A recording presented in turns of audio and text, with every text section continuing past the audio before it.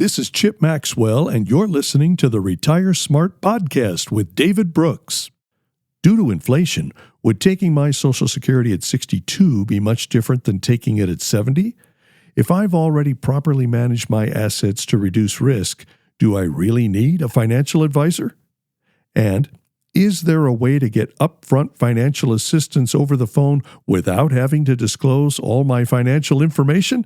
David Brooks has answers to these questions in today's Q&A episode. Into the Q&A we go. David, the first question is about Social Security. I'm approaching age 62 when I could start taking Social Security. I understand waiting until full retirement age, which for me would be 67, to get a larger payment. And of course, if I wait until 70, I'll get an even larger payment. But because of inflation, the dollars I will be paid in 5 or 8 years will be worth less than the dollars I would be paid now. Might that be a reason to go ahead and take Social Security sooner rather than later?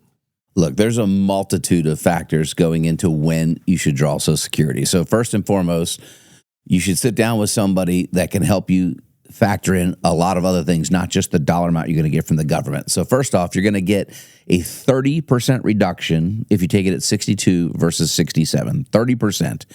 Now, do you believe inflation will erode 30% of your spending power in that 5-year window?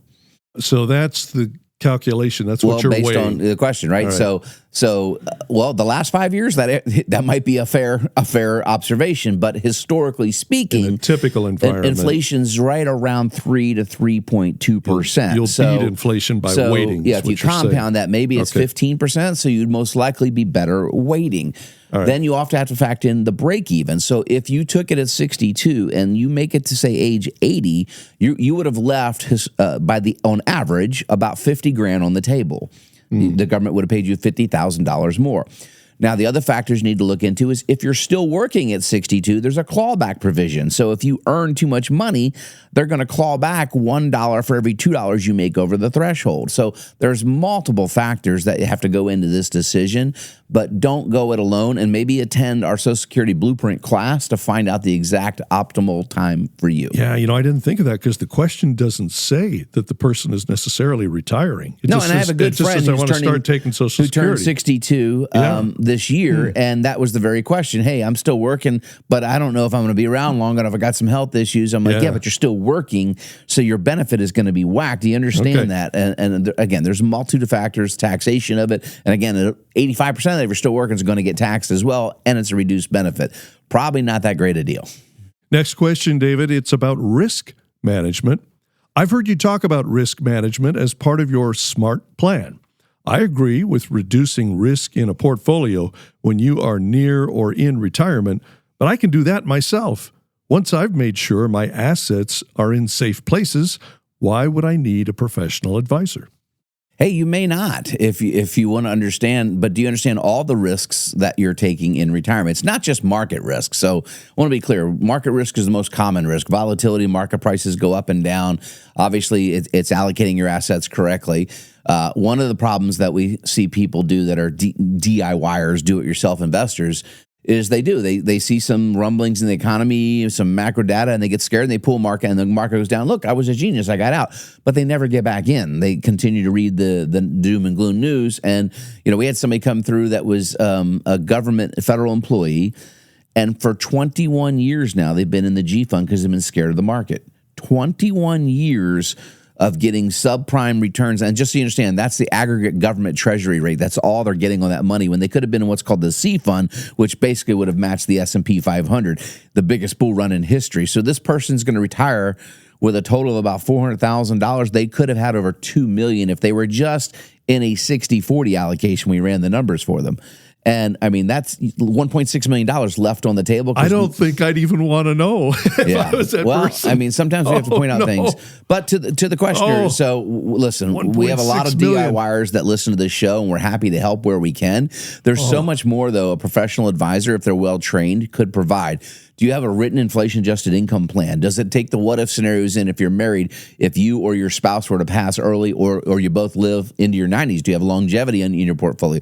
Do you understand the healthcare and the expenditures there? Do you understand how to asset transfer, legacy planning? Do you understand taxation, et cetera? There's so many areas, not just investment, asset allocation, and risk management. Those are just 2 of 5 key areas. But again, great person to maybe set themselves up for our report card, which we offer complimentary, where you get an evaluation, a grade, if you will, on all 5 of those key areas. Well, one of the things the report card does is there's a way to be prudent and yet still have growth in your portfolio. Absolutely. Right? And it doesn't matter what your age is.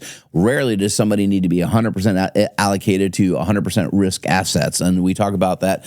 We demonstrate this with something we call rate versus range. So if you come in for the report card and sit down with one of our advisors, have them demonstrate what's called rate versus range for you, and it'll help you get a real understanding of volatility versus long-term averages and what your portfolio is going to return, because that's the reality. And the other thing that most DIYers are not aware of is something we call sequence of returns. If you just happen to retire at the wrong year, a la 2000, 2007, when you have a severe 50% market drawdown in the first 2 or 3 years you're withdrawing income from your portfolio, the odds that portfolio will last over 2 decades are very, very low. I mean, you'll run out if you retire January 1st of 2000 or January 1st, 2007, both scenarios basically run you out of money in less than 20 years in about an 80-20 mix if you're withdrawing what's called the 4% rule. So that's every retiree's worst nightmare. Yeah. You want someone to show you, listen, this is math. There's no guesswork here. It's simply analyzing historical data, making probable projections of what we have going forward, and then setting up a tax-efficient withdrawal strategy on those assets you've worked your entire life to save. You've got to plan this stuff out. Well, this conversation kind of leads to the next question, David. It's about our SMART process. And, of course, SMART stands for the S is sources of income, M is medical and health expenses, A, advanced planning, R, risk management, which we just talked about, and T, tax-efficient strategies. So the SMART process. I called about an appointment, but the person on the phone asked so many questions, I hung up. I'm still interested in meeting, and I understand sharing that information if I become a client, but can't I get the initial appointment without first answering so many personal questions about my finances? Well, it won't work, David. Yeah, I mean, and I understand understand have to some trust us a little bit up front. Some people are like, we're just kicking the tires. Well, that's what the phone call is for. Ask us anything you want, but we have 9 conference rooms and they're all full, right?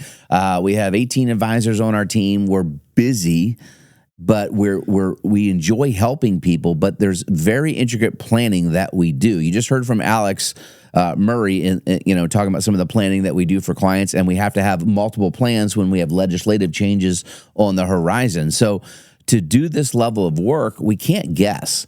So we need to know your data. So when you come see us, we give you a list of what to bring, and what they're asking you on the phone is simply to make sure that we actually position you with the right advisor on the team, because there are thresholds that certain planning metrics come into play.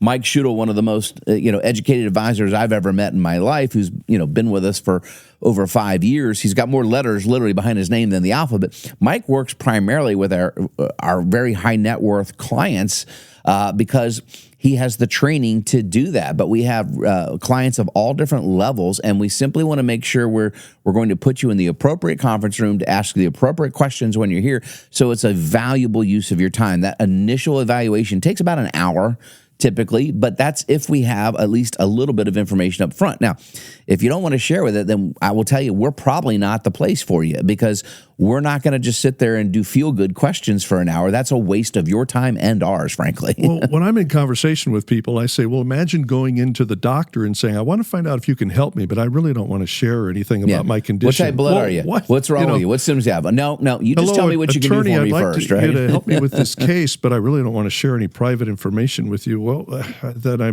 probably won't be able to help you. So, and I get it, because sometimes when folks have gone to other people in the financial services profession, they've just been sold a product, Fair right? enough. They've been pitched Some something. have been burned. What we do here is actual planning. And so to do that planning, we need a lot of information. So it's a very different, and we get told that a lot. Wow, I've never heard this information before. I mean, how many times have I heard that from a client after coming out of one of the conference rooms? Because no one presents the information the way we lay it out so they can make a clear and concise decision after that evaluation of, and here's the good news. We're able to tell a lot of people, Chip, about half, they're in really great shape.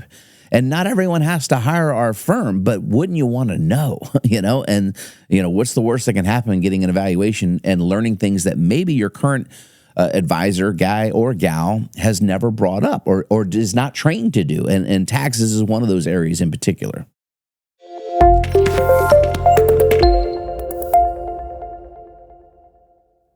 Thank you for listening to the Retire Smart podcast with David Brooks.